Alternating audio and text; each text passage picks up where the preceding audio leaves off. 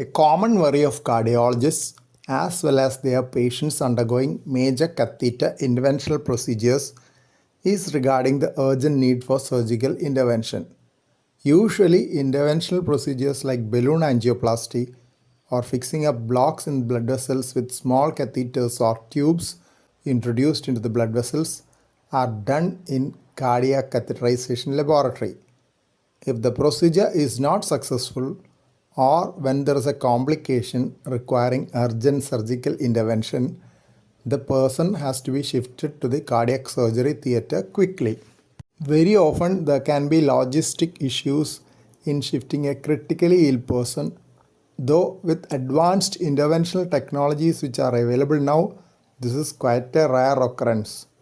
It is to counter this problem that hybrid operating rooms were designed. This enables quick switching over from interventional cardiology approach to a surgical approach without moving the subject from the operating table or cath table to be precise.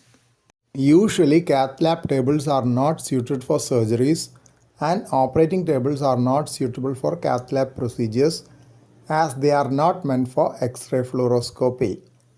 Design of a hybrid suite is in such a way that both cardiac catheterization and angiography with fluoroscopy as well as surgical intervention is easily performed.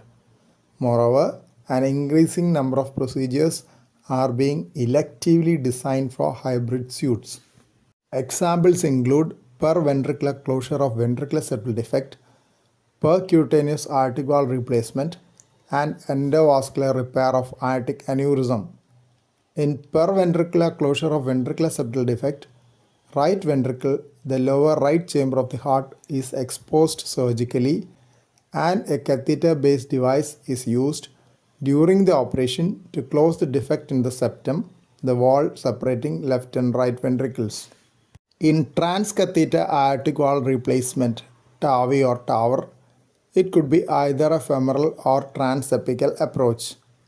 In femoral approach, the artery or blood vessel carrying oxygenated blood in the thigh is surgically exposed and further procedure of valve replacement is done using a catheter-based device. Transapical approach involves making a small operation in the lower portion of the chest where the heartbeat is felt and then introducing the device directly to the left ventricle by a catheter-based approach. Endovascular repair of aortic aneurysm, enlargement of the main blood vessel of the body carrying oxygenated blood, also involves opening up of the femoral artery in the thigh surgically and further procedure is by catheter-based technique.